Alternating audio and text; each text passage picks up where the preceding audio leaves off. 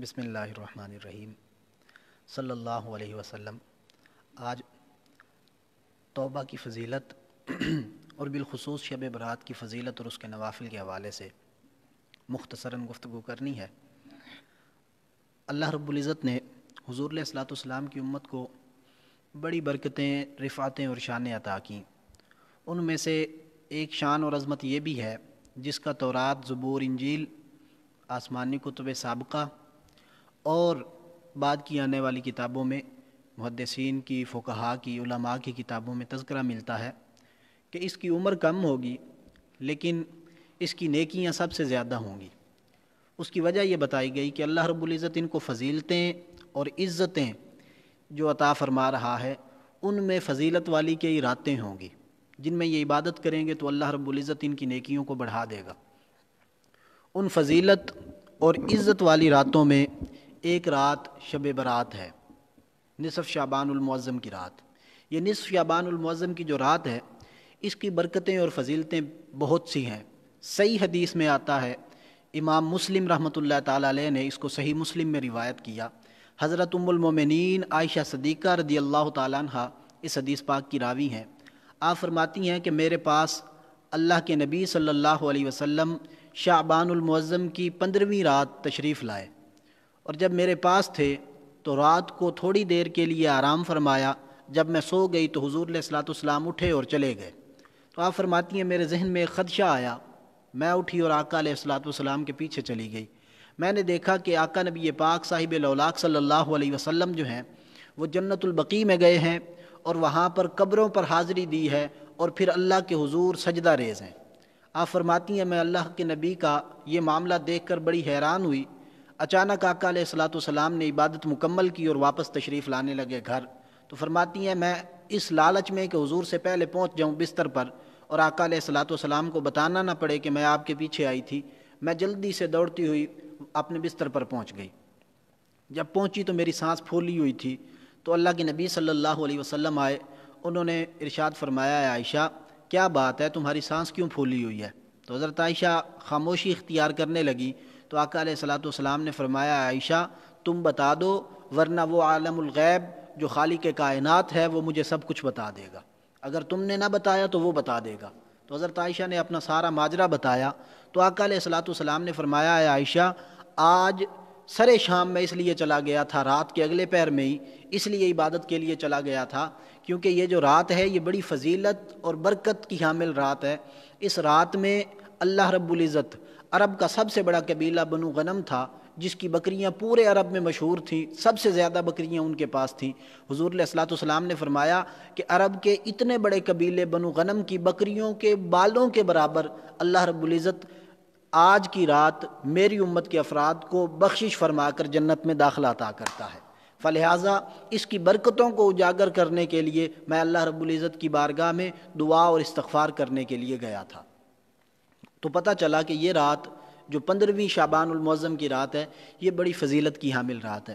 اس رات میں حضرت فاطمۃ الزہرا سلام اللہ تعالیٰ علیہا آپ فرماتی ہیں کہ اگر کوئی شخص ایک سلام کے ساتھ 8 رکعتیں پڑھے اور مکمل کرنے کے بعد 8 رکعتیں 14 مرتبہ سورہ فاتحہ پڑھے، 14 مرتبہ سورہ اخلاص پڑھے، 14 مرتبہ سورۃ الناس پڑھے اور 14 مرتبہ آیت الکرسی پڑھے، اور اس کے بعد 1 مرتبہ سورہ توبہ کی سیکنڈ لاسٹ آیت لقد جاءکم رسول من انفسکم عزیز علیہ ما عنتم حریص علیکم بالمؤمنین رؤوف الرحیم، یہ والی آیت پڑھے اور اس کا ثواب اول آخر 3 بار درود شریف پڑھ کے اس کا ثواب میری روح کو ایصال ثواب کر دے۔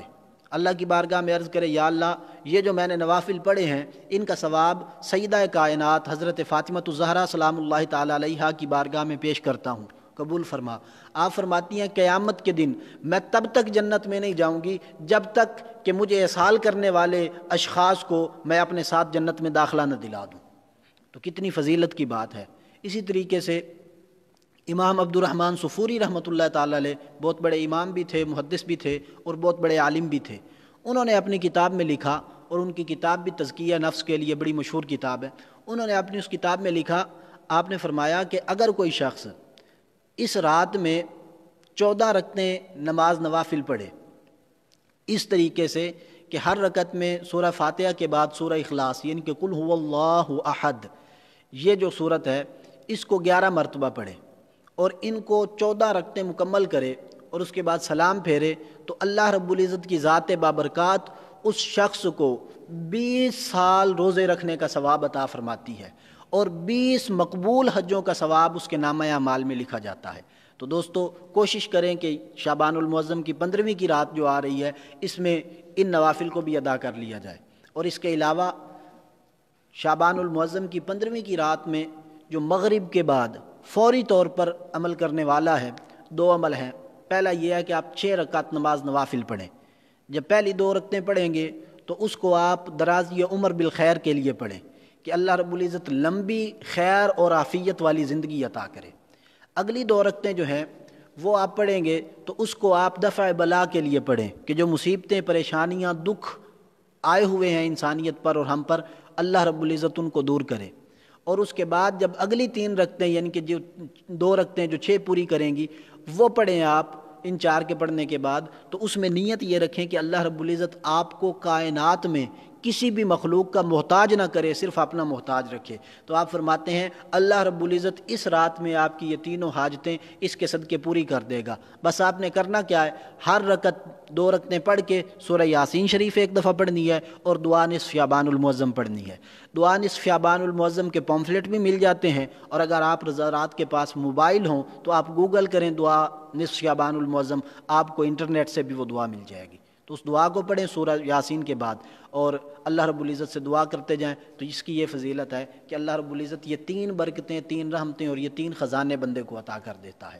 اس کے علاوہ اگر کسی شخص پر جادو کے اثرات ہوں تو یہ علماء کا، عاملین کا جو ہے طریقہ بتایا ہوا ہے، وہ کہتے ہیں کہ جو نصف شعبان المعظم کی رات بیری کے پتوں کو لے کر پانی میں ڈال کر ان سے غسل کر لے تو سایہ وغیرہ اور جادو وغیرہ جسم پر ہو تو وہ ختم ہو جاتا ہے۔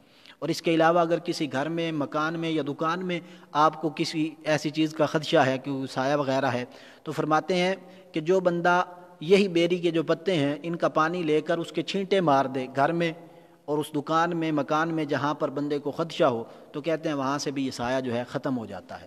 تو اللہ رب العزت نے یہ عظیم رات اور اس کی فضیلت اور اہمیت کا اندازہ اس واقعہ سے لگائیں جس کو امام عبد الرحمن صفوری رحمۃ اللہ تعالیٰ علیہ نے اپنی کتاب میں روایت کیا ہے۔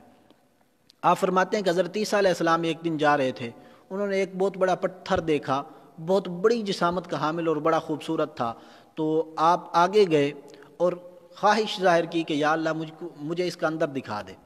جب اس کا اندر وہ پھٹا، اس کا اندر دیکھا تو اندر ایک بڑی خوبصورت غار تھی۔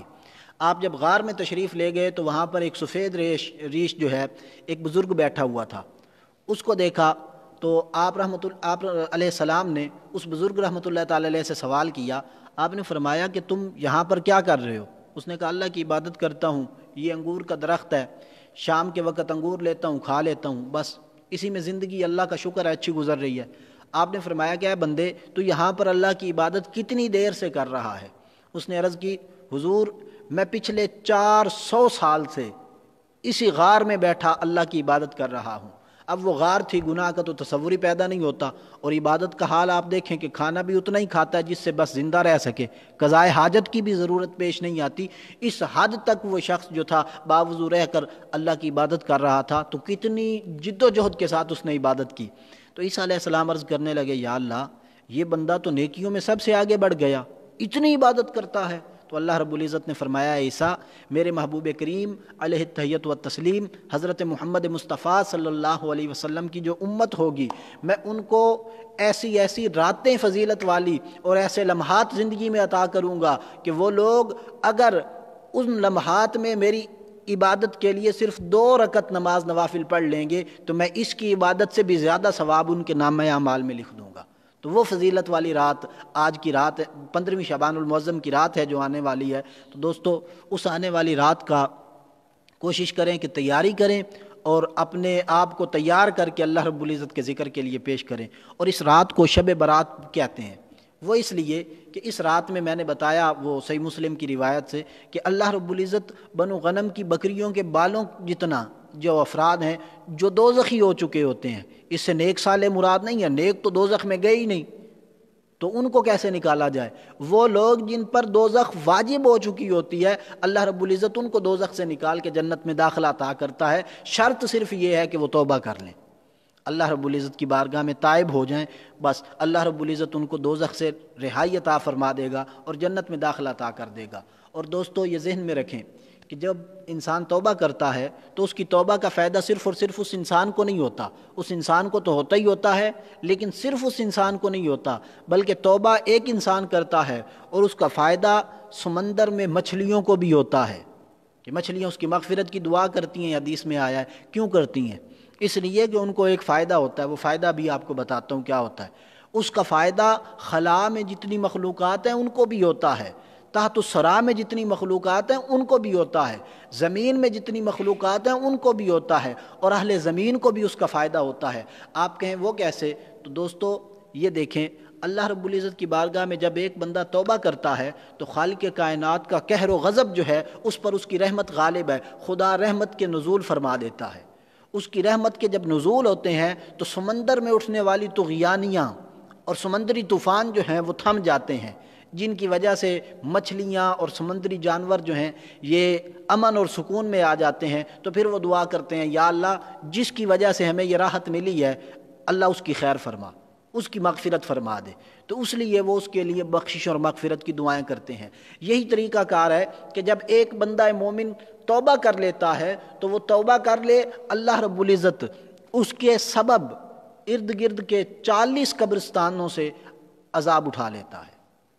یہ اس لیے ہوتا ہے کیونکہ اللہ رب العزت خوش ہوتا ہے تو وہ اپنی خوشی کا اظہار یوں فرماتا ہے کہ گناہ گاروں پر عذاب کی تخفیف فرما دیتا ہے، شرط یہ ہے کہ وہ مسلمان ہوں۔